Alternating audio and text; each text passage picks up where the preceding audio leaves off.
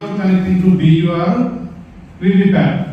VVPAT BU connect చేయకుండా just control unit ను switch on చేసి స్విచ్ ఆఫ్ చేసి చూడొచ్చు. అది ఎప్పుడు కనెక్ట్ చేసుకున్న వెంటనే తన సీరియల్ నెంబర్ డేట్ వస్తుందో అది చూసుకోవచ్చు, పక్కన పెట్టేసారు. నో ప్రాక్టీస్, ఎలాంటి ప్రాక్టీస్ చేయొద్దు. వాళ్ళకు కూడా స్ట్రిక్ట్ గా గైడ్లైన్స్ ఇవ్వాలి. అది నడవకపోని ఏమన్నా కానీ ఎప్పుడు ఓపెన్ చేయాలి?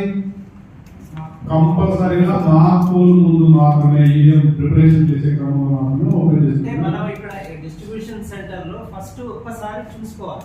ఏది చూడొద్దు, కంట్రోల్ యూనిట్ చూసుకోవాలి. Only control unit. అదే మనం నేను అదే అంటున్నా, అక్కడ కాదు ముందే మనం తీసుకునే అదే ఇప్పుడు మనం ఇంకా అనుకున్నాం. కంట్రోల్ యూనిట్ ని చెక్ చేసుకోవాలి. కంట్రోల్ యూనిట్ ఏం చెక్ చేయాలి?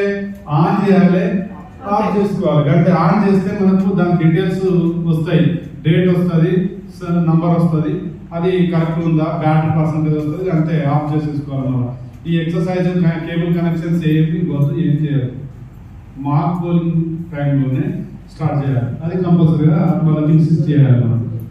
తర్వాత నెక్స్ట్ డోంట్ కనెక్ట్ అక్కడ ఇచ్చాడు. Do not connect CU VVPAT బిఏడ్ డిస్ట్రిబ్యూషన్ సెంటర్. సార్ ఇది ఎట్లున్నదో అది ఎట్లున్నదో నా టెన్షన్ పడుతుంటా, ఇది ఇది పనిచేస్తుందో అది పనిచేయదో ఇవన్నీ నీకు అవసరం లేదు నాన్న. ఫస్ట్ నువ్వు ఇది ఒక సియు మాత్రమే చూసుకోవాలి. తర్వాత అక్కడికి వెళ్ళిన తర్వాత పనిచేస్తుంది, అది డౌట్ లేదు. నీ మీద డౌట్ కానీ మిషన్ మీద ఏం డౌట్ లేదు. అది అక్కడ బాగా చెప్తా. నెక్స్ట్ ఇంకేమన్నాడు? సెటప్.